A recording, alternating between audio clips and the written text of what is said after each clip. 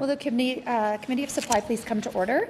This section of the Committee of Supply will now consider the estimates of the Department of Natural Resources and Indigenous Futures. Does the Honourable Minister have an opening statement? The Honourable Minister. Do I need to? Thank you, Honourable Chair, and thanks for the opportunity to share a few opening comments. And I'd like to welcome everybody who's potentially watching online, as well as the member for Swan River and the member for Riding Mountain to the table here as well too. My colleagues, the member from Kirkfield Park, Minister of Sport, Culture and Heritage, and the member for Fort Richmond. It gives me great opportunity to share a few words, but before I begin, I do want to acknowledge the current situation that we're in here in Manitoba in the wildfire season, and I encourage folks, whether you're directly impacted or indirectly impacted, to not only show your support but do your due diligence to do your part. We're in extreme wildfire season, significantly earlier than we traditionally have been by quite a number of weeks. So this may in fact be our new normal. I think we need to take that into consideration. There's very tinder dry conditions, and I think as the makeup of what we are in Manitoba is significant challenges it sometimes faces, and this extremely dry spring is more cause for concern for us to all do our due diligence. So I encourage folks to be fire smart and to be very cognizant of the fact that emergency services, Office of the Fire Commissioner, Wildfire Service, local Reeves, local volunteers are doing their part to help us combat this issue. And I do want to say an extreme thank you to them as well too. And I do want to acknowledge the loss of life that we had yesterday, and our thoughts and prayers are with the families that were affected by the loss of your loved ones. Again, we're into extreme situations, so I do want to be able to address that kind of at the outset. But if I can get into my comments here, 2025-26 marks the first year of the new Department of Natural Resources and Indigenous Futures, a department that brings together staff dedicated to protect and preserve our province's critical natural resources, including our forests, peatlands, wildlife, and fisheries. With those working together in partnership with our Indigenous peoples to build a stronger economic future on the lands that have sustained our communities for generations. Natural Resources and Indigenous Futures 2025-26 summary budget of $148.9 million reflects a net increase of $16.3 million or 12.3% from the 2024-2025 level, primarily due to funding for, and not limited to, our partnership in the federal 2 Billion Trees Initiative and a multi-year wildlife equipment fund to renew and replenish equipment. Added legal surveys for land transfer obligation with First Nations, and advancing long-standing responsibilities relating to the Northern Flood Agreement. Budget 2025 includes a significant investment in the reforestation of our woodland areas through a $3.8 million increase in funding to the 2 Billion Trees program, focused on tree planting throughout Manitoba to combat climate change. This funding is partially offset by the 50% cost-shared revenues from the federal government through the 2 Billion Trees bilateral agreement. Sadly, we have all seen the devastating impact of wildfires on our communities here in Manitoba. Our hearts, again, are with the Manitobans impacted by these tragic situations, and we are thankful for the dedicated and skilled crews that put their lives at risk every day to fight the fire. And we want you to know that we have your back and we're here to support you. We're investing now through this budget, providing $2.4 million through the Fighting and Managing Wildfires in a Changing Climate Equipment Fund. We are also investing in the future and will continue to find ways to add support for our front lines. We recently announced our plans to enhance Manitoba's outdated water bomber fleet to better protect our province, and budget 2025 illustrates our commitment through capital budget spending to make additional down payment on this purchase. And it was important that we got ourselves in the queue, as that is time sensitive and still a number of years away. So it was a priority for us to be able to invest in that water bomber fleet. Conservation officers also provide a critical frontline services that protect public safety, our natural resources, and the environment through education and enforcement. We are focused on making the conservation officer service a rewarding place to work again. We have a mandate to listen to conservation officers, Indigenous land guardians, and the communities they serve, and work with them to improve respect, relationships, and a workplace culture in the spirit of reconciliation. This will involve historically filling vacant positions and enhancing resources for these dedicated staff that work in challenging conditions all over our province by providing tools and support they deserve to best serve Manitobans. Build relationships and safeguard resources, help make us a have province, when it comes to our people and our natural resources. Our government is committed to fulfilling our obligations, which begins with ensuring commitments made under long overdue treaty land entitlements are kept. We are budgeting to spend an additional $2 million in 2025-2026 for cost of legal surveys required to confirm boundaries in accordance with signed and pending land transfer agreement obligations. We have set targets of the land we intend to transfer to Canada and are committed to exceeding these. An additional $1.4 million is being provided to add to the Northern Flood Agreement liability account to address settlement costs and other expenses for Indigenous communities impacted by flood associated with past Manitoba hydro expansion. Excuse me. The Indigenous Economic Development Fund was first established in 2024-2025 to lead the full inclusion of Indigenous communities and businesses in all aspects of Manitoba's economy for the benefit of all Manitobans in the spirit of truth and reconciliation. And again, the Indigenous Economic Development Fund was something that never existed in this government's history. Working closely with other departments, we are adopting a whole-of-government approach to grow our economy by increasing economic participation and creating opportunities for Indigenous Manitobans and communities. Manitoba is a province with a significant and underdeveloped potential in our resources and our people. In this respect, we are a very have province. This is also true with respect to Indigenous communities and businesses. The potential impact of removing barriers to the full inclusion of Indigenous peoples to Manitoba's economy is one of the most significant economic opportunities facing the province. And I'm proud to say we participated in a First Nation Leadership Forum and Leadership Summit just the other day, and we heard from leadership all across Manitoba how greatly it was to have those voices at the table and to really have that engagement back and forth. And I was quite honored to actually speak at Vision Quest yesterday morning, which is now in its 28th year in business, if you will, to be able to really kind of kickstart the global Indigenous economic economy. So it was great to be able to share some words over there yesterday. This new department has a mandate to work collaboratively with First Nations, Inuit, Métis, and partner organizations to improve economic participation and opportunities for Indigenous Manitobans and communities through the efforts of the Consultation and Agreements Branch and Indigenous Business Development Branch. The important work of the department includes the co-development of an Indigenous economic engagement strategy with First Nations, the Manitoba Métis Federation, and the Inuit. The department is mandated to work meaningfully with Indigenous governments and partner organizations and departments to grow the economy by increasing economic participation with a special focus on education and jobs for Indigenous Manitobans and Indigenous communities all over. Budget 2025 makes initial investments to establish an Indigenous loan guarantee program to support Indigenous nations in accessing financing for wind power projects by reducing financial risk for lenders. The program may evolve to include other sectors in the future. Again, something that was unheard of in government's history. The development is also directly supporting economic development in Indigenous and Northern Manitoba communities through the Communities Economic Development Fund. Last year's estimates provided CEDF with new loan authority, and this year's budget request provides operating resources to carry out related programming that will provide support for Indigenous business development that complements existing CEDF programming and our government larger focus on loan guarantees for wind power projects. Thank you very much for the opportunity to say a few words. This concludes my opening remarks, but before I finish, I want to extend our heartfelt gratitude to our dedicated staff in the department, and their dedication and hard work play a vital role in ensuring a stronger, safer, and more environmentally sustainable province for all Manitobans. Thank you.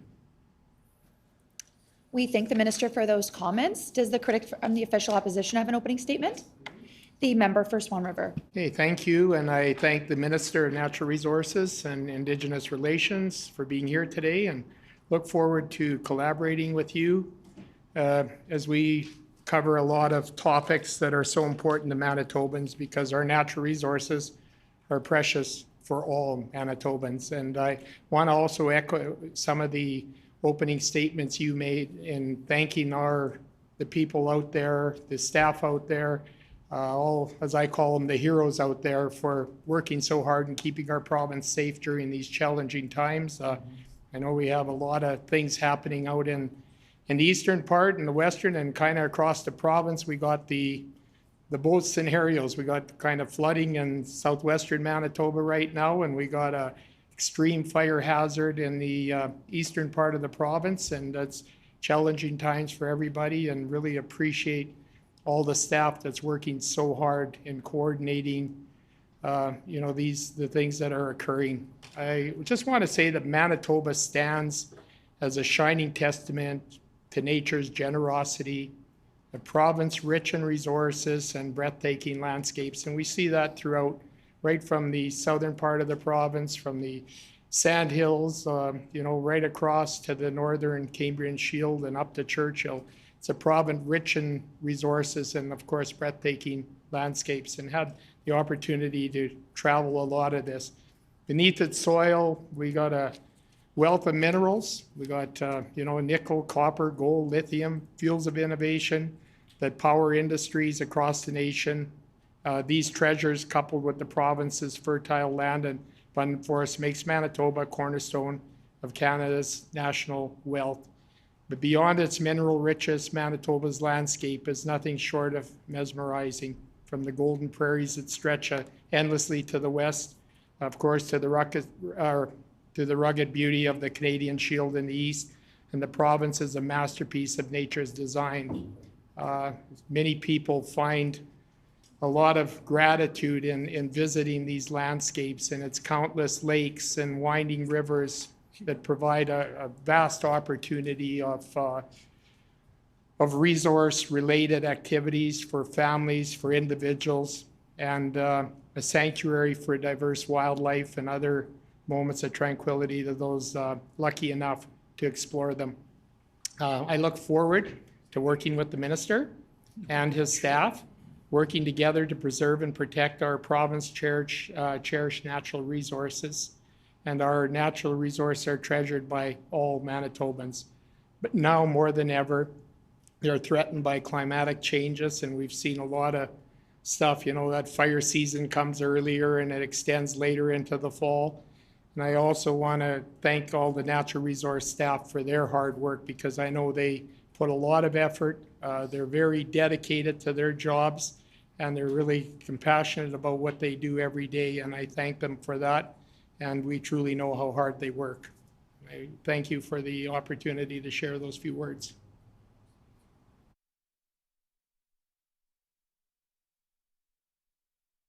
We thank the member. Under Manitoba practice, the debate on the minister's salary is the last item considered for a department in the Committee of Supply. Accordingly, we shall now defer consideration of line item 25.1A contained in resolution 25.1. At this time, we invite the minister's staff to join us at the table, and we ask the minister to introduce the staff in attendance.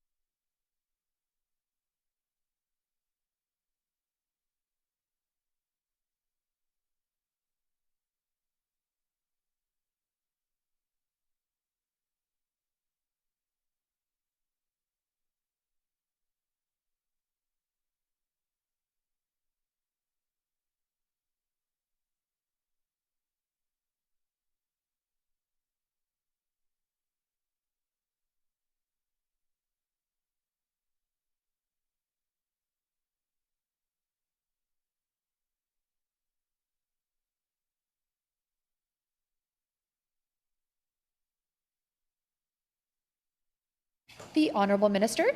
Thank you, Madam Chair. Honourable Chair. I apologize. Just a quick correction, and I know the member opposite is going to correct himself as well too. The Department is Natural Resources and Indigenous Futures, not Indigenous Relations. I just wanted to clarify that as well too. With me today is my Deputy Minister, Bruce Gray.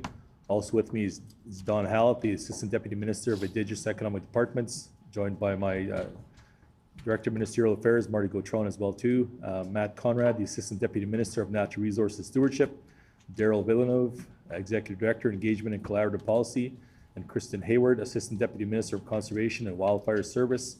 I also have with me Mike Sosiak, Assistant Deputy Minister of Financial and Administrative Services and Executive Financial Officer, who provides leadership in our budget development and financial management.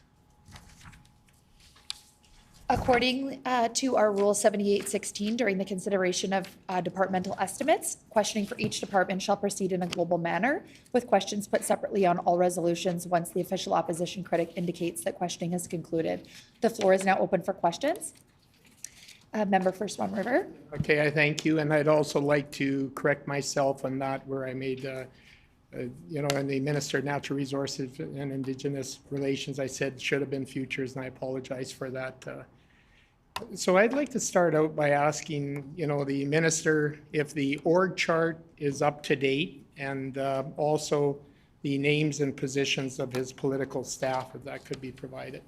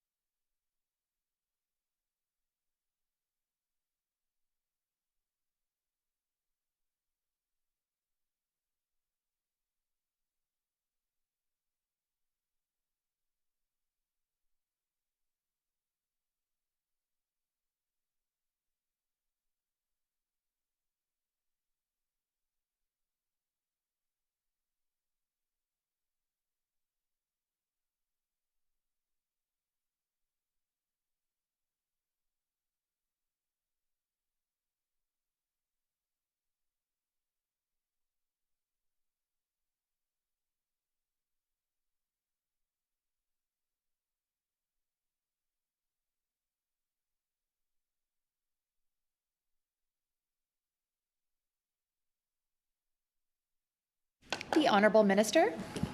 Thank you, Madam Chair. And in the 2025-26 supplement to the estimates of expenditure document on page 18, if that's the org chart that the member opposite was referring to, yes, that is currently the accurate chart. And on the political staff side, I have James Thunder as the policy manager, Marty Gautron as the director of ministerial affairs, and also Janelle McLean, who's not in the document, who just started on Monday as the executive assistant. The member for Swan River. Okay, I thank the minister for that. So I'm going to start out there with a diversity of things, but one of the first areas is on some of our wildlife management plans that I would like to ask the minister on. I want to ask the minister about the upcoming moose management plan that is planned for this year, and also if he could share with me the last 2 winters, the interim hunts that have occurred in the Duck and Porcupine Mountains.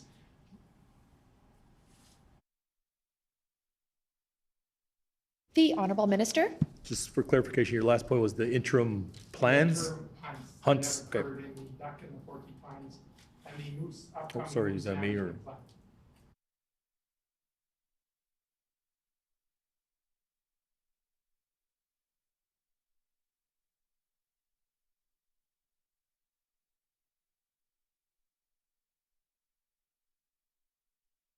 The Honourable Member for Swan River. Okay, and so I'd like to ask about the moose management plan, that is going to be in place for this fall, and the interim hunts that have occurred with the, First Nations and the Métis in the Duck and the Porcupine Mountains in the last 2 years.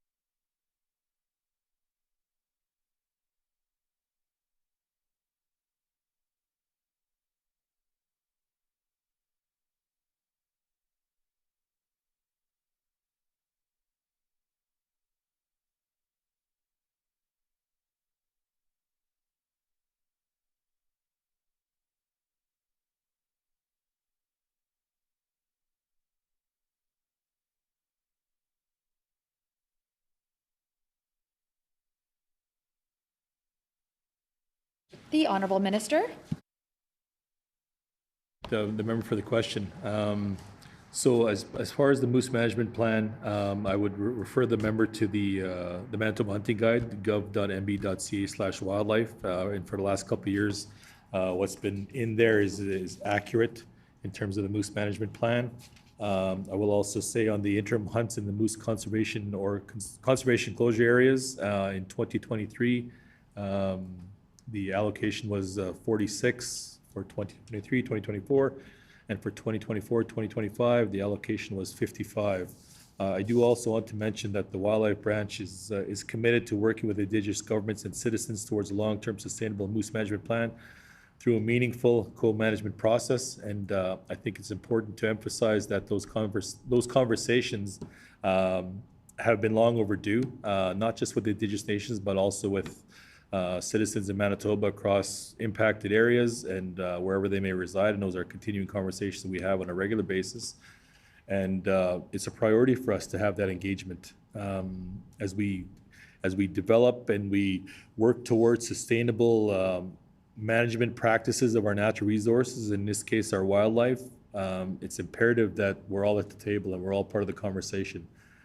And when you talk about grassroots people in Manitoba and being able to engage, I think as Manitoba goes, and as we talk about in hunting, for example, the grassroots people are all over Manitoba. It's not just specific to one area of the province, it's all four corners of the province.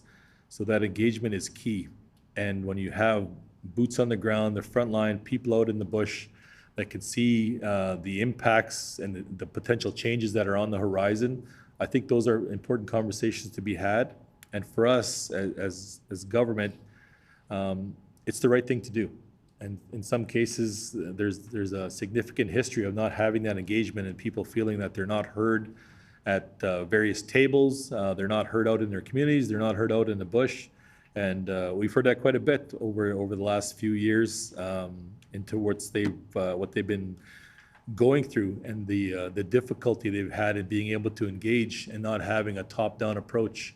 So the engagement is very welcome and very exciting to see and to hear from the communities, and it goes both ways. They're also very excited about that opportunity to engage, that opportunity to develop long-term sustainability and viability of our natural resources. And it's wildlife for sure, but it's also a significant part of forestry and water stewardship and what have you.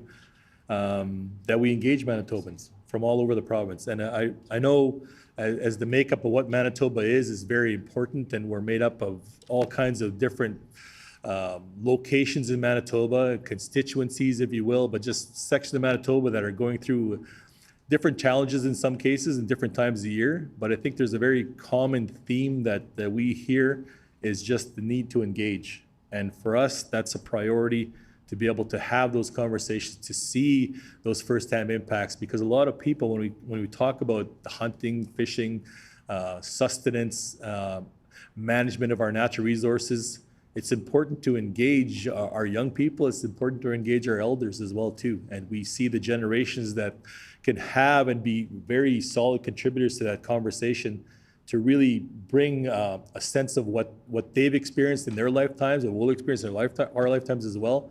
So there is a sustainable and viable wildlife, natural resource for our children and our grandchildren as well too. So when we talk about the sustenance side and myself being an Indigenous as well too, is that's part of the conversation, but it's also part of the conversation to have that with all of Manitoba. And for us, that's a priority, to open that up and open up that conversation so we can hear from all parts, all sectors, all lifestyles, all areas of the province. And it's engaging and it's refreshing. And I've been told that many times, is this is such a refreshing conversation to be had, because it's something that never existed before under previous government. And it's very eye-opening to be able to get out to the communities and see what these impacts are, and also to see the ideas that come forth and see the potential solutions that exist in those communities. And it's great that engagement is a key piece, because we're all in this together. We're all one Manitoba, and we all want to be able to kind of thrive and really see the sustainability and viability of our natural resources and our wildlife here in Manitoba. The member for Swan River. I thank the minister for that. I would like to ask a very direct question. When will the updated population counts that have been completed and submitted be released to the public.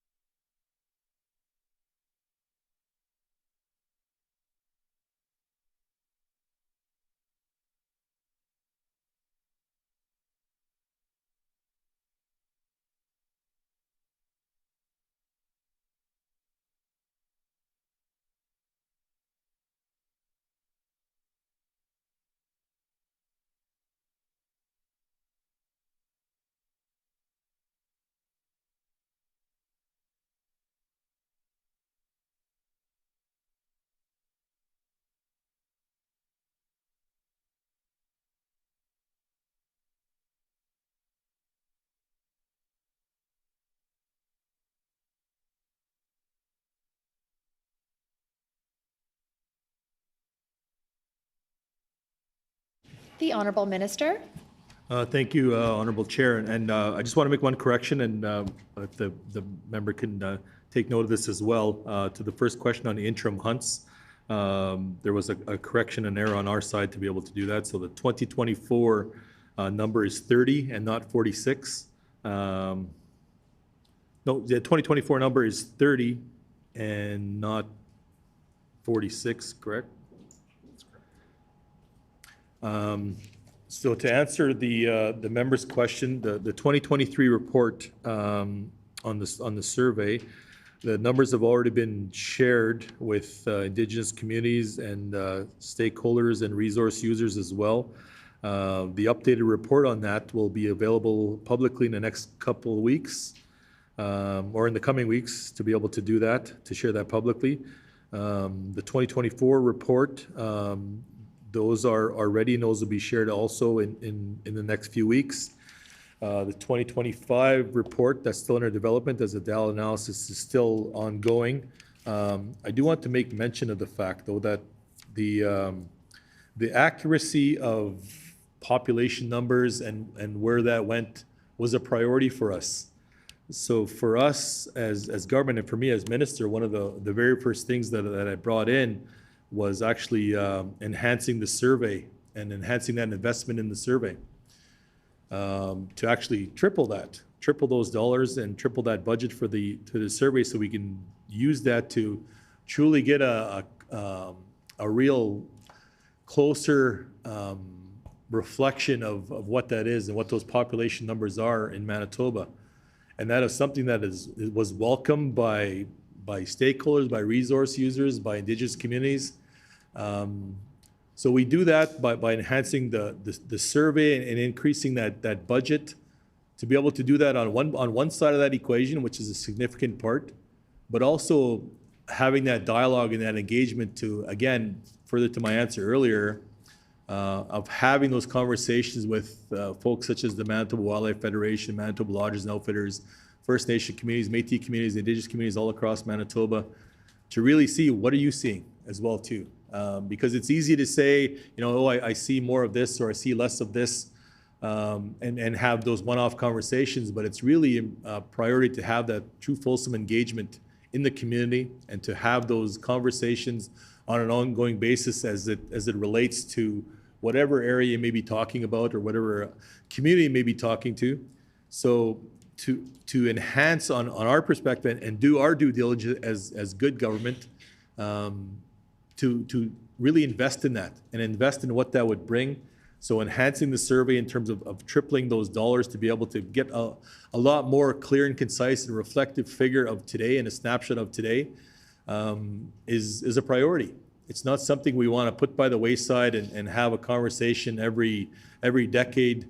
And I know members opposite are familiar with the fact that it's also difficult to kind of survey the entirety of the province at any given time, so you have a clear snapshot in the moment, the entirety of the province. So there is no bottomless dollar to be able to do those surveys, but we're doing this in the right way too. So we're furthering that investment, like I said, tripling the survey so we can get more accurate figures, so we're not, potentially going over an area once every few decades.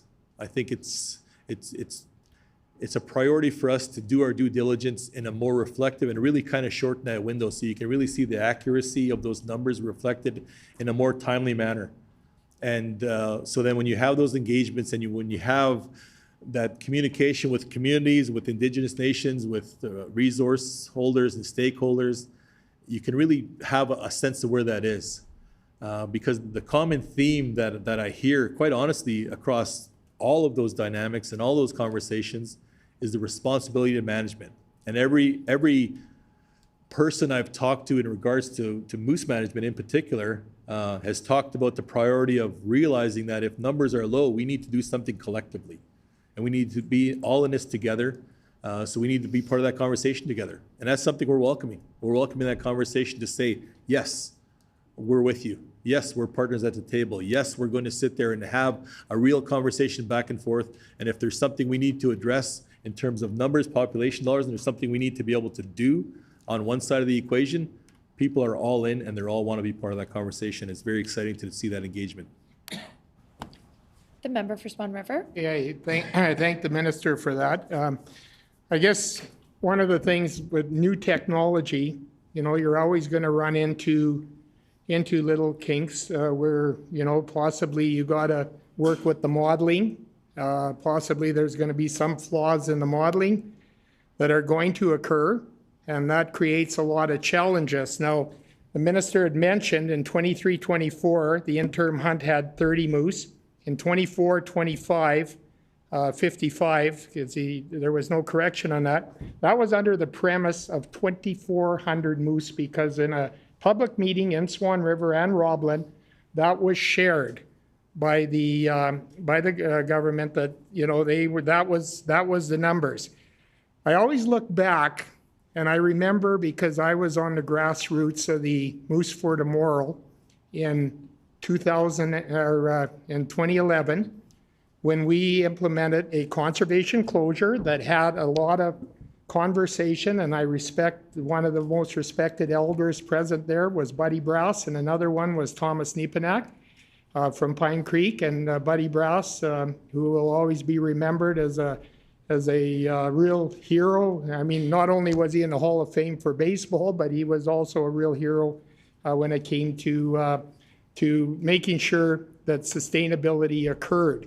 And we had a lot of conversations, and at that time, very respected wildlife biologist Vince Crichton said at a 1,300 to 1,400 animal population that the population was on the verge of decline, meaning mortality was going to exceed recruitment.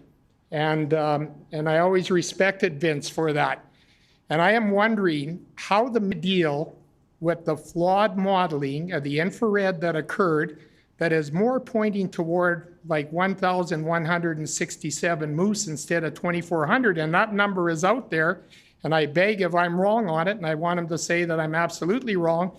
How are we going to deal with that this coming winter to ensure sustainability for our moose populations for all user groups? That's including the Indigenous people and the future for the generations to come.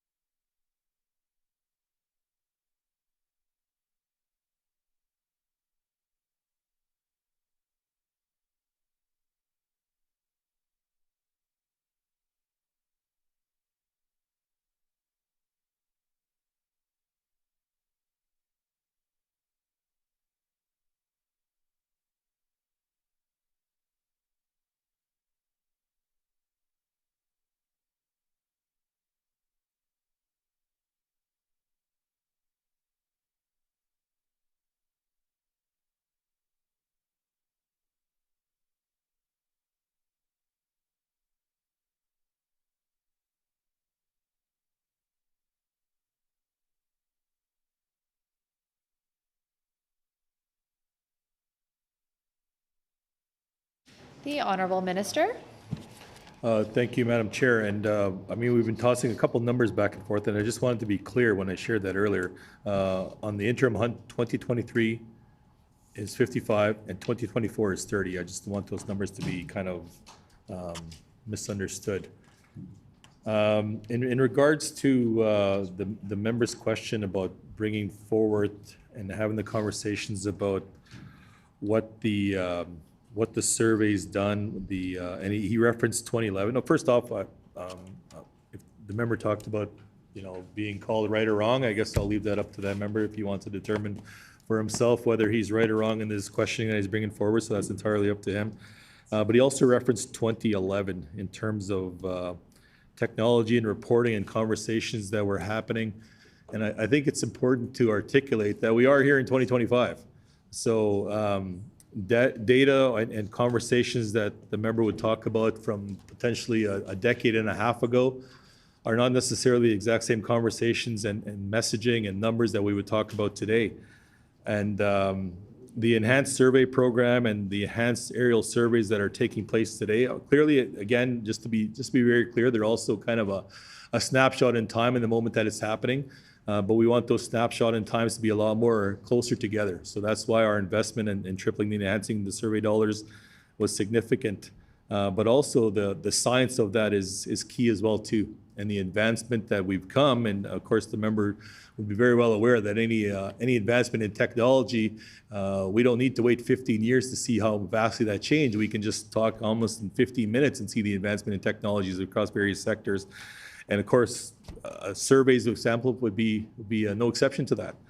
So for us to be able to go out and not only enhance those survey dollars, but enhance the accuracy and the technology that's available to be more reflective of what those numbers are, but to also, there's the science side of this as well, but there's also a significant part of the traditional and the local conversation to be had as well too.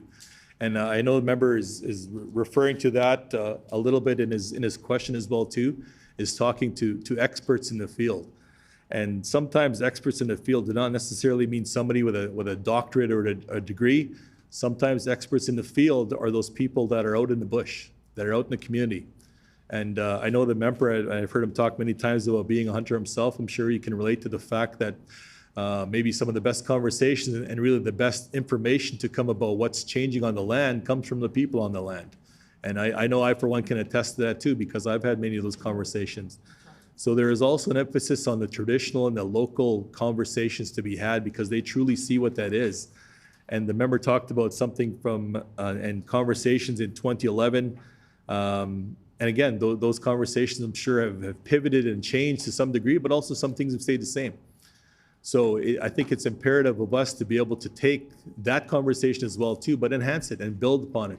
And build upon the changes that have happened over the last decade and a half as well too, and the change that will potentially happen over the next decade and a half into the future. Because who knows what the technology will look like by the time 2040 comes around, but also what will the traditional and the local contribution be to that as well too. Because in a sense, maybe some of those conversations are timeless because of the important aspects of what that is. Can potentially be lost. So those conversations are important parts. So for myself, my grandfather's not around, but my dad is still around, 86 years old. So I have a conversation with him on wildlife all the time. And he tells me about things that he sees and things that he's experienced in his 80 plus years as well too. So that's important knowledge to be able to take forward as well too. And that's one conversation in one community. So it's a priority for us to have multiple conversations and hundreds, if not thousands of conversations across all of Manitoba. Because when we talk about the technical side or the science side of this, like I said, the traditional local side is key as well too.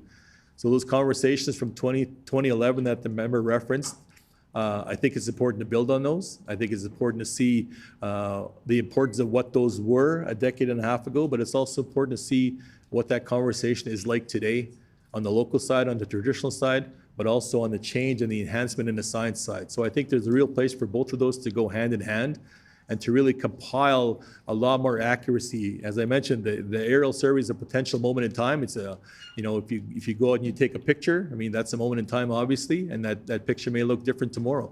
But if you take multiple pictures over a shorter period of time, you're going to get more accurate figures, and that's the hope that we do by tripling the survey. The member for Swan River. Okay, I thank the minister for that, and I'm just, I don't want to ask the question again on those populations, because we've been bouncing back and forth because they'll just burn up another 10 minutes, but I do have 30 for the late fall, early winter of 23-24, and I have 30 for 24-25, so I'm assuming those are correct. Now, when you look at the modeling that occurred on the infrared, which was new technology, and an ideal thing would have been to have the traditional survey parallel to it, and that would have gave us a lot of corrections on what happened in the past. But I'm looking at that, and I'm thinking to myself right now, if in fact the modeling was erred, which I am confident that it was, and we have under half of the population under the premise of the interim hunts that had occurred, then we are really, really putting our moose population in the Duck Mountains and the Porcupine Mountains in jeopardy for sustainability, having half the numbers from 2,400 down to, under 1,200. So we'll be watching very, very closely on what the decision is going to be in this department, because this is not about politics. This is going to have to be about sustainability for the future, sustainability for every generation to come, whether you're Indigenous, whether you're Métis, whether you are non-Indigenous. This is about the future, and these resources belong to all Manitobans, and I'll be anxious to see if government admits that there was a huge error in the infrared modeling that occurred to come up with the number of 2,400. So I just want that to be on the record, that we will be watching very, very closely, because that is almost scary, knowing that the population could potentially be half. And as the minister said, and I really appreciate, the elders, the hunters, the loggers, the skidooers, the people in the forest industry, the conservation officers, everybody for the last 2 years has been echoing a huge decline in population since the winter of 2019-2020, which we had a very healthy moose population, and I knew of 47 animals that succumbed to winter that year. I had it all on paper, 18 calves, and there was 4 animals that were taken by predators, and there was also a large number of mortality amongst winter moose ticks. Plus, there was significant hunting in the fall of 2019 into the winter of 2020. And after that, that population became very, very noticeably suppressed, and it became collapsed.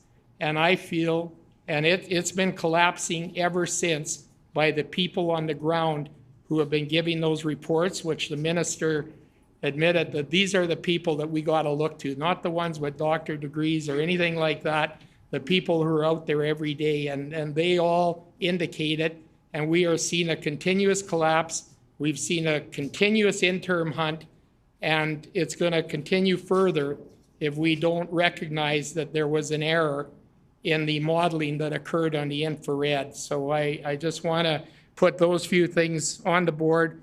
Now, I just want to ask the minister if, his feelings, and if there's potential in the moose management plan, and this is shared amongst many, many Indigenous people too. I know it is, because I talk to them every day, and a lot of them have shared that there should be absolutely no harvesting of cow moose in the province of Manitoba. And I want to ask the minister, is this something in the moose management plan that he would be willing to look at, since it's shared by so many Indigenous, non-Indigenous people?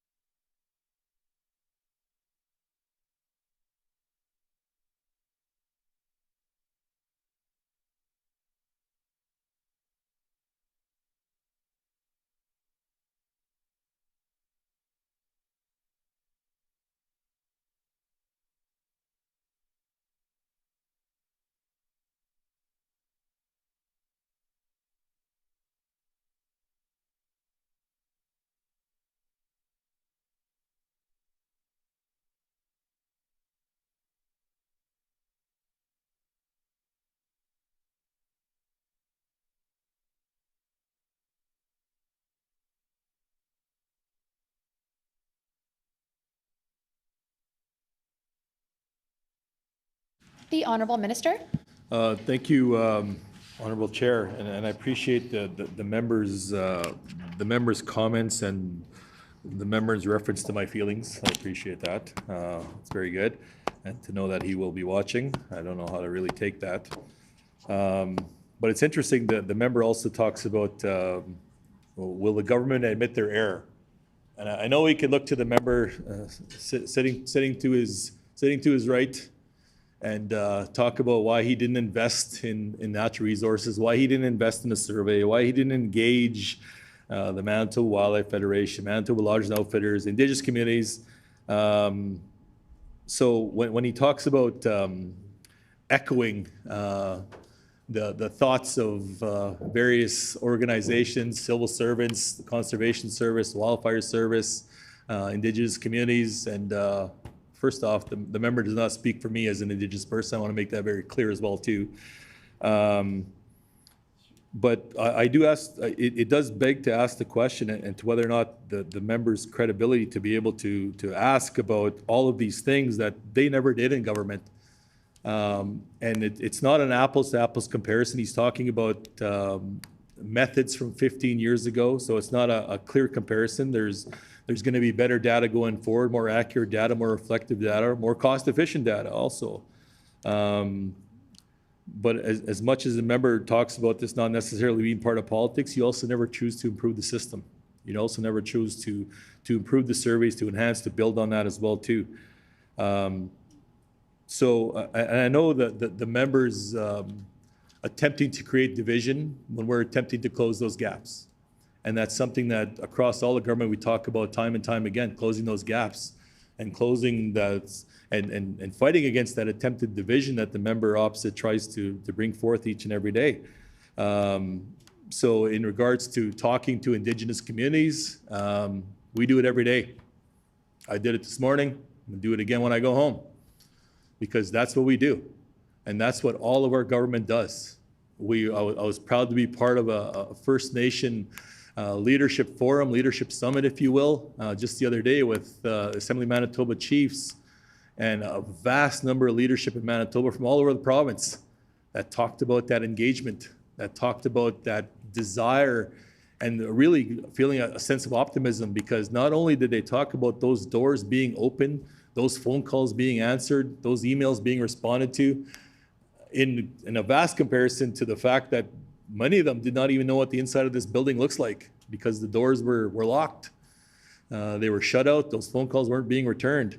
So for the member to say he's spoken and is standing here representing and advocating for Indigenous communities, it's very disingenuous for him to be able to say that, because we clearly know that's not the case. And I know a member cannot even say the name Brian Pallister when it comes time to that, but clearly the leader of division in that party and in that government.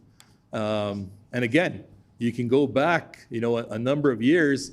Brian Pallister, Heather Stephenson had every opportunity to enhance the survey program, to bring more accurate data, to create that and close that gaps and create that unity, and did not do that whatsoever. Instead, tried to drive that wedge in between Indigenous, non-Indigenous communities. So for me, it's really about closing those gaps and really having that engagement with all folks at the table, because all folks need to be part of the discussion. In regards to the member talking about cows versus bulls, I guess I'm kind of paraphrasing there, but I guess that's really what he's talking about. That's a conversation to be had across all Manitoba.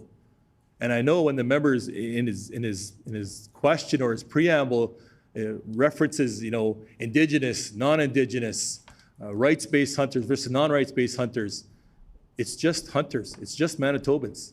And again, by attempting to create that division, by using that kind of language a lot of times, is really an attempt to do that. So for us, we want to be able to have that conversation in a very sustainable way. So yes, I have had those conversations with Manitobans, with hunters, about that sustainability and that viability, about that cow-bull conversation in regards to what that is for all wildlife in Manitoba. Because the sustainability and the viability, that absolutely needs to be part of the conversation, and that is actually being driven by the communities and by Manitobans. The member for Swan River. I thank the minister. I just would like to say, when you have a passion, for and a concern for sustainability about the future, about our grandchildren, our great-grandchildren, your children, your great-grandchildren, your great-great-grandchildren, and all of the peoples out there, that's not creating the division. That is showing a concern and wanting to see a future for the future generations on something that will not be there if we are not cautious and we do not take the right steps to make these things happen. So I just, and in regards to looking to my right, I just want to give a shout out, because in a lot of our travels, in my travels, I am still hearing about the previous minister, how engaged he was. And I'm very proud for him, and I give him a real pat on the back for that. And that's coming from a lot of staff people too, that he was very engaged, and people want to see that. People want to see communication. They want to be heard. They want their ideas. And when we get into the next question on elk, I'll be talking about that a little bit more. But those are a lot of the things, and I know that there's a lot of things out there, and I will use the word all Manitobans, because that's the way people want to be treated. They want to be treated equally and as all Manitobans, and there's no attempt here to divide. This is all about sustainability, all about the future. The future, when we are long gone, who's going to pick up the pieces if we don't make the steps right now toward making sure that there's that opportunity? And when I asked a very simple question about the flaw, yeah, there's going to be mistakes. We gotta work on perfecting different type of surveys we do, and we got to look at the modeling, and then we got to admit we're wrong from time to time, and we got to pick up the pieces, and then we have to do it right. But right now, we got a very daunting task in front of us to make sure that we are listening to everybody out there that is telling us something different than what we are hearing. And it's all about transparency. And when people are not transparent, you do not trust people. And until people become transparent, then they gain your trust and your respect. And I'm not here to take shots. I can say Brian Pallister in case you made mention that I can't even say it. Well, I just said it, so that's one of the things. But I think that it's quite important that we work. I think it's quite important that we work together, and not try to discredit what happened. When something happens that we can see that an error has been made, we got to pick up the pieces and we got to say, hey, we erred on this. Let's correct it together. And unfortunately, a lot of times in QP, there's a lot of cheap shots taken across the floor. We all see that, but we got to put those aside, and we got to think about the future. We got to think about our grandchildren, great-grandchildren, and want them to have, in my opening remarks, I talked about all the great things Manitoba has to offer. I'd like to just pivot a little bit here toward our elk. Now, I'm getting a lot of calls. People are concerned with rising elk populations, which is different from moose, especially in the southern part of Manitoba, that they want to see increased hunting opportunity. They are all echoing the same thing, that we are running the risk of getting a mutation within the population, whether it's CWD or the Mexican strain of TB, that we are going to get possibly the Riding Mountain strain of TB, and no offense to my colleague here to the right being from Riding Mountain, but that strain, we know 25 years ago what happened in the Riding Mountain, and we don't want to see it again.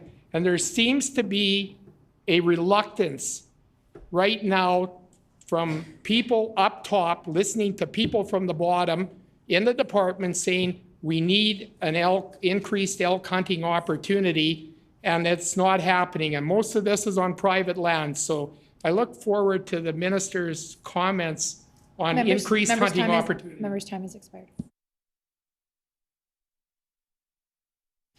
The Honorable Minister? Sorry, I didn't hear the question right at the last.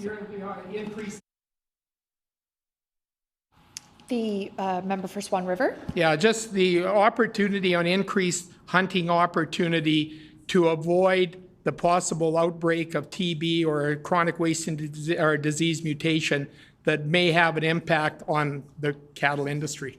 Okay.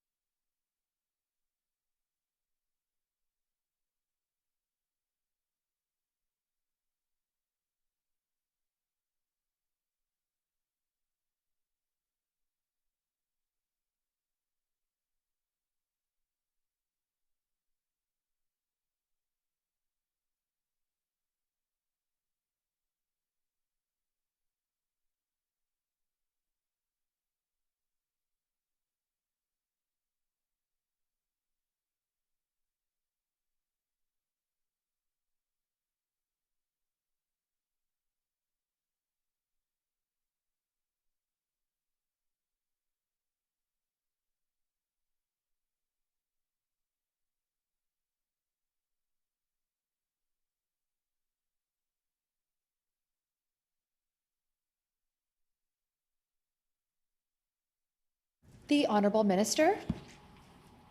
Thank you, and I'd like to thank the member for the question, and I think it's a significant part of the conversation as an all-of-government approach as well, too. So when you talk about TWB, Mexican TB, I'm not sure, did you say Riding Mountain disease as well, too?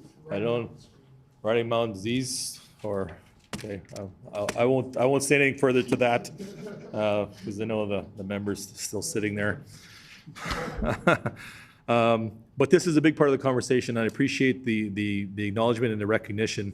I do want to hit on two things first before that, though. When the minister or the member talked about up top to down the bottom, I want to be very clear that the department works as one, and the department and our government works as one as well too. So discussions that we have, whether it be at these tables or whether it be out in the communities or at the offices across different departments, know that those are unified voice, and everybody has the chance to share their voice, share their ideas. And there's a lot of expertise in the departments as well too. And of course, the member would be very well aware, and I also look at the member for Riding Mountain to know that there's very good people in the civil service, there's very good people in government, there's very good people that are boots on the ground out there as well too. So when new government comes in, it's not an automatic, you're gonna do a 180 on whatever is being done in the departments or in government. Because there's a lot of good voices around those tables. So I take a little bit of exception to the member, saying that the top's not listening to the bottom and vice versa, because I think if you truly want to have informed decisions, you need to be able to engage your folks throughout the departments and really have the back of your people. And I do want to say that through our department in Natural Resource and Indigenous Futures, and I think I speak for all departments across government to know that we in fact have your back, and your voices are appreciated, and your voices are really kind of taken to heart and expertise. So I do want to categorize that as well too. I have had the conversation to me with the Minister of Agriculture as well too, as it relates to elk, as well as even the producers, beef producers in particular. They had some concerns that they wanted to be able to bring forth in regards to the impacts that the elk population has on their industry. So we have had those conversations, and I think it's important to realize that that's not just an NRIF conversation to have. That's obviously a significant part of agriculture, because you see those impacts across a number of different departments as it relates to agriculture, it relates to municipal northern relations as well too, the impacts that has and what that means. So recent surveys have indicated that elk populations, of course, are relatively stable, and they're increasing in some cases. And there have been licensed hunting opportunities that were increased, more tags, if you will, in southwestern Manitoba in 2024 and 2025 to help address some of these issues of perhaps, I don't really want to use the word overpopulation, but abundance of elks and the impacts that it's having on the various sectors, in particular in ag. And as things go forward, I think it's imperative for us as government to have the conversation and to see what an impact would be, what a potential change would be, what a potential increase to, whether it be tags for elk or whether it be a hunt on elk, what that would be, or the impacts of not doing that. I think as a responsible government, you want to be able to kind of look at all aspects and what an increase or a decrease in whatever facet it may be, the impact that would have, not just in today, but what that would have on future generations. And to the member's point, when he talked about, grandchildren, great-grandchildren, I mean, that's not just synonymous with Indigenous communities. And sometimes maybe people misinterpret that to mean that's only Indigenous communities when we talk about 7 generations. That's really 7 generations of us as Manitobans. So we want to be able to take that to heart across all aspects of what we want to be able to do. So when we talk about elk in particular, when the member talks about elk and the impacts, that is something that is a priority for us. I would almost say that's a high priority for us, because it is something that's imperative, and it affects and it has kind of ripple effects to other industries as well too. And in particular, maybe I'd reference the beef producers and what the impact of the elk population means for them. So to the member's question, if I could be very kind of specific to answer that question, it is something that is being looked at in real time, and it is something that we are in conversation with the Department of Agriculture. The member for Swan River. Hey, I thank the minister for that, because I know that, there's a lot of things here that can be taken off the queue that could really, really threaten our agricultural industry by taking action sooner than later. And I think I keep looking right now at what they did in Saskatchewan this year in March by having an elk hunt, and we can avoid that type, because that's a very negative public image that happens when you have a late season elk hunt on that, because of the elk being, heavy in calf already and near the birth of the next generation. So to avoid that, and I also would like to encourage the minister to have those conversations, because I know there was fencing monies that were available that were ready to go up, and there was a view in the Swan Valley and a number in the Assiniboine and southern Manitoba to help these farmers who were losing a huge amount of their winter food supply for the cattle industry and the other agricultural industry that they were carrying out. That they, of course, when you get elk and they defecate and urinate on bales, it's pretty well a wasted bale. I mean, the cattle do not want to eat it anymore, and sometimes they don't get the compensation that they need, and then they resort to other tactics that nobody wins. The only one that loses are our wildlife populations. So I thank the minister that that's a real high priority right now to deal with elk numbers. Now I wanna just do a little bit of a switch here, because it's weekend's coming and we know that the water bombers are out there and the bird dogs and everybody, all our people are out there fighting fires. The staff are working around the clock, etc. So I want to talk, first of all, got to give credit where credit is due, and I want to thank the minister for updating the fleets in the water bombers, and whoever brought that up the channel and convinced government that the fleet has to be replaced.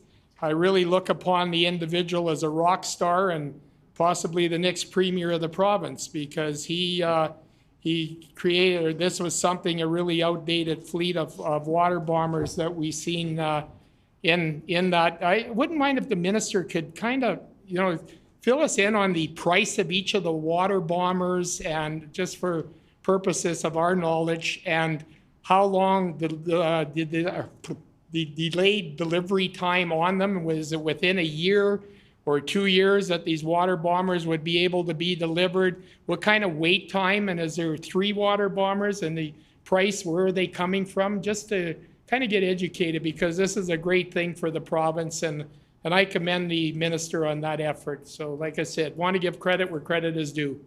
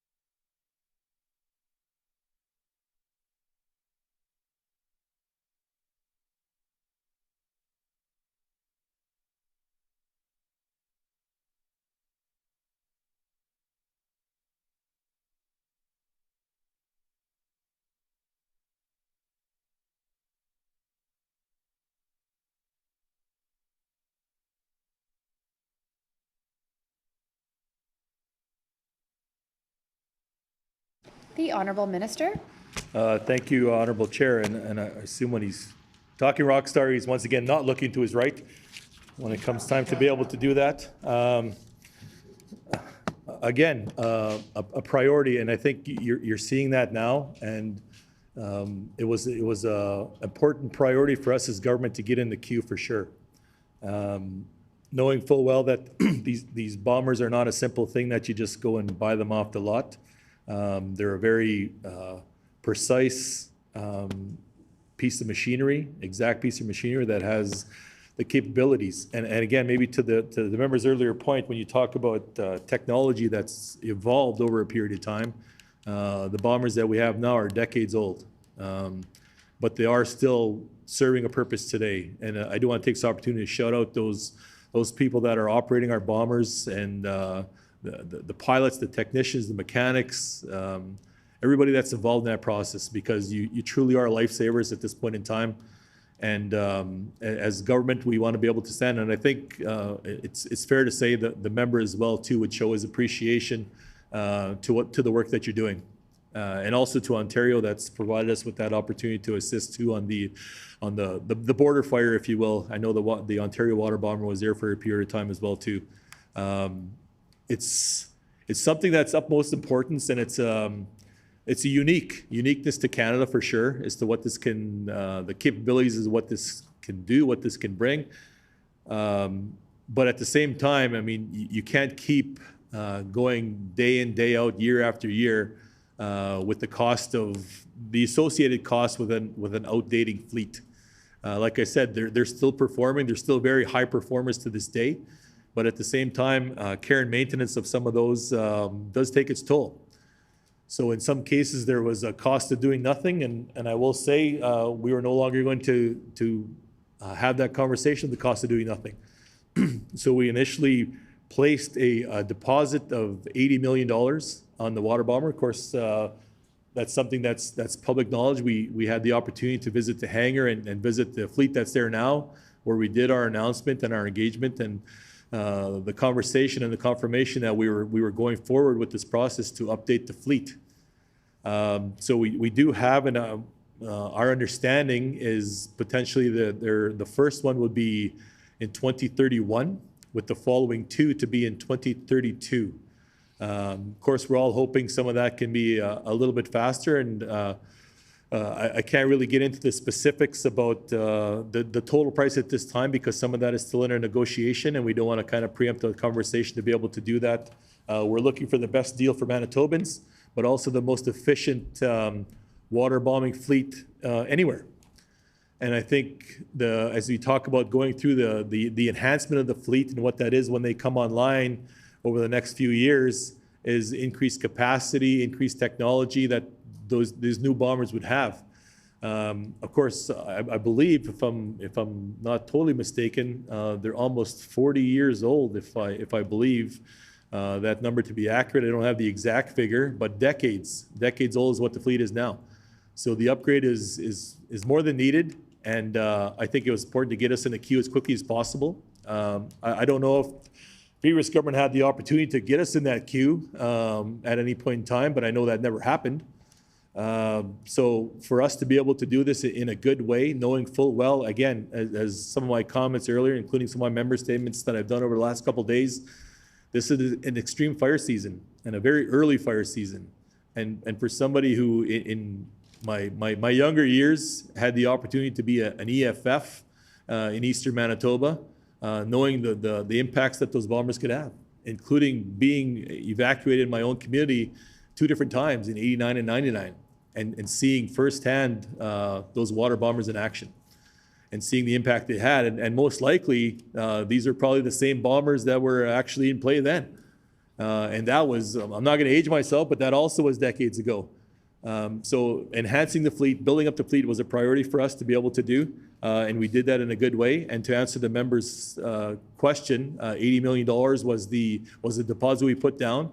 But the exact price going forward is still under negotiation, and we don't want to kind of bring that forth to kind of hinder and hamper some of those conversations. The member for Swan River. Okay, I thank the minister for that information, and that's kind of that's exciting news. One of the things that I've noticed is basically the fire season now is becoming longer. It's starting earlier.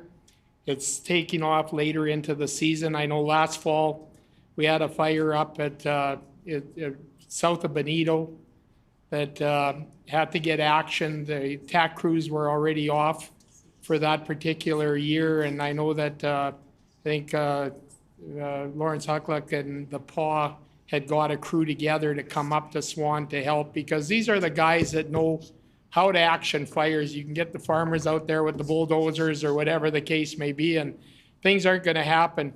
What is the intentions of government here to possibly, to be able to stay in with these changing climatic changes, to get crews on sooner and have them stay on later in the fall? Has there been consideration that is going into that? Because that's a real necessity. We saw already, I mean, probably some of the guys came on work and within 2 days they were fighting a massive forest fire, that was at the extreme range. So just wondering, is there any intentions of possibly, trying to adjust to the fire season with staffing?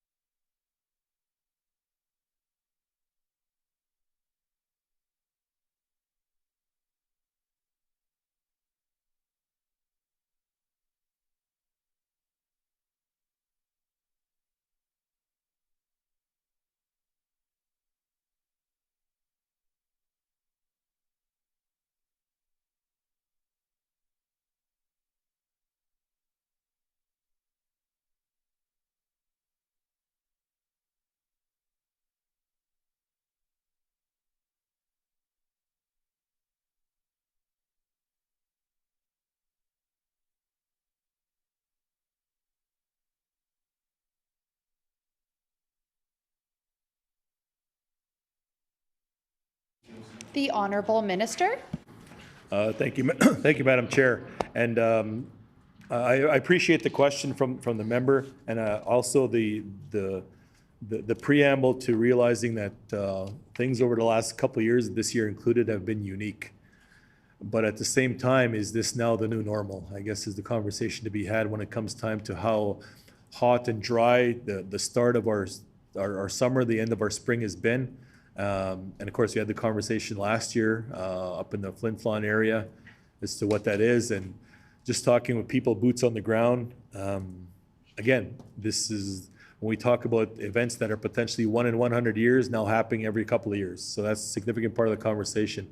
And as the member, and I'm sure the member from Riding Mountain is well aware of this as well too, is normal, and I will almost use the word air quotes when I say normal, has been April the 1st to be able to kind of bring the initial IA officers on. And going into mid-September, potentially late September, with some extensions that may be required depending on how the season goes towards the end of the year or the end of the work year for them. So the engagement and the potential to have that season start early, I think, is a conversation we're willing to have, and I think we're open to have. And I think in a responsible way, we would be irresponsible to not have that conversation and not see what that looks like. Some of the challenges that I could foresee with that potentially is Some of these folks are students or they have other occupations because this is seasonal employment, like I said, running from April till mid to late September. So they do have other obligations or other employment or students in some cases. So that conversation would have to encompass that kind of dynamic to it as well too. But knowing full well that maybe this is the new normal, I think that's an open conversation to be had, and we would be irresponsible to not have that conversation to say that, is there a requirement then that, for argument's sake, there's a week earlier or 2 weeks earlier or a month earlier, what have you, or later in September. I think it's kind of right now it's a year by year conversation is to see what that looks like and what the quote unquote new normal potentially is. I mean, is this a conversation we're having year in, year out about an early fire season, and maybe at some point in time we stop calling it early? It's just kind of now going to be the start. And I think this is impacting Manitobans across all different dynamics, and I think there's a big conversation to be had as to what we need to do in our part when we come time to climate change, those conversations, because here we are having a tinder dry forestry conversation, wildfire conversation in the northeast part of Manitoba, and we're potentially having flood warnings in southwestern Manitoba. So it's a real dynamic to come into play, and I also see some forecasts that potentially call for the temperature to go down to 0 this weekend in the various parts of the province. So I think it's an ongoing conversation. It's a very fluid conversation as to how we can support. So to specifically answer the member's question, I think as a responsible government, we need to have the conversation. Is there a need to start the season early? Is there a need to carry the season later? Obviously, there's no endless pot of dollars to be able to address that, but we need to address that in a responsible way as well too, where we don't look at things as a one-off. We look at long-term sustainability and viability of the department of government, but also the employment side of that as well too. And I will say this too: as much as I gave props and credit to the water bombers, I'll also take this opportunity to take to those people that are in those hard hats, in those steel-toe boots, dragging that line through the bush, got that hose on your back, got that pump on your back, and walking through that burn when it's 35 degrees for us here and we're complaining about the heat up here, and you're walking across the burn and it's 45 to 50 degrees for you. So I want you to know that we support you, and we know the great work that you're doing. And this comes from somebody who's been there as well too. I haven't been an IA officer, but I have been an EFF. So I know what that's like to be able to do that. And I know what that's like to be able to do that in extreme conditions. And to be very clear, these are extreme conditions, and I appreciate your support. I appreciate the work that you do. And it's the dedication and, you hear conversation about somebody running to an emergency while others may be running away. And you are clearly running to that emergency because you're doing that for the better of Manitobans, not only to save your homes and your communities, but to save all of us as Manitobans. And I really appreciate the work that you do. The member for Swan River. Yeah, I thank the minister for that, and I totally echo your remarks there on those EFF fighters or firefighters and having to take that hose and steel-toed boots through, because when you get 35, 36 degrees and you're in those coveralls and you have to wear those for visibility purposes and work safety purposes, it definitely becomes pretty hot. I'd like to, one of the things that was really important is filling the CO vacancies. And could the minister share with us on what part the COs are playing in the fire program right now? And also, could he share with us, what part they play or what input they have with crime in rural Manitoba? Those are areas that, our COs were able to help RCMP officers with fall night lighting surveillance, and now in the spring possibly with the fires. So what part are our COs playing right now within the fire program? Thank you.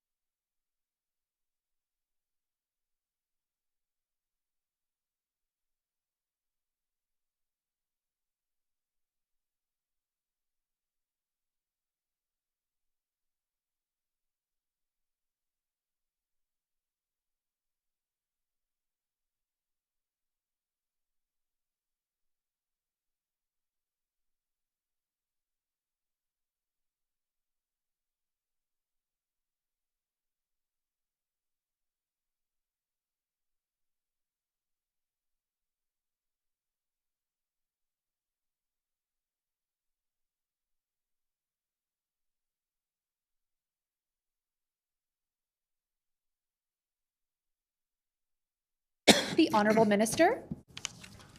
Thank you, Madam Chair. And just to share a couple numbers for the member. So the vacancy rate for the CO service, or first off, the complement in 2023, the complement that was allowable was 101. That complement is now 102. The vacancy rate that we inherited was 11.9%. It was at 12.9% in November 2023. And April 2024, it was 6.93% vacancy rate. And as of now, it is now at 2.94% vacancy rate. So that's basically 3 out of 102 officers. So for us, that was a priority to be able to staff up the conservation officer service. And it was something, of course, and I think I do need to use the word decimated under the former government, and it's something they never really wanted to build up. And here we are today, calling on these incredible conservation officers to be all hands on deck, and to basically come now extreme fire season and just go home, grab a little bit, maybe something to eat, maybe a few hours of sleep, and get back out there. And it truly is all hands on deck, and that is a top-down leadership from our conservation officers service as well too.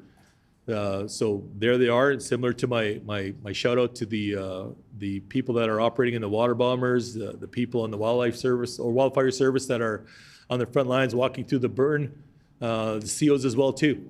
It's a real team approach, and the CO service really gets kind of embedded into the community as well too. And I do want to acknowledge the fact and show support for the fact that they have those engagements. Sometimes it's not always credit where credit is due when it comes time to the conservation officers, but they are the front lines to a lot of the conversations on whether it be wildlife or whether it be wildfire. And right now, that's clearly what they are. And it's all hands on deck in a situation such as this. And I think when we talk about all hands on deck, that includes ourselves as well too. So as government and as legislators and as politicians, all hands on deck for us means not only just shout outs and saying this is a great job, we support you, and those are just words. We need to put action to those words as well too. So for us in our department, it was about putting action and showing support, so that that over 12% vacancy rate, we eliminated that to be less than 3. And gets to be a point in time where we want that to be 0. And we are well on the path to be able to do that, and we're well in range to do that. The recruitment and retention of CO's officer service is a priority for us, and we want to ensure that Manitoba is a great place to work. The conservation officer service is a great place to work, and we are going to bring forth that message, and that message is consistent throughout. And I do want to say a big thank you to the conservation officers for all the work that they do.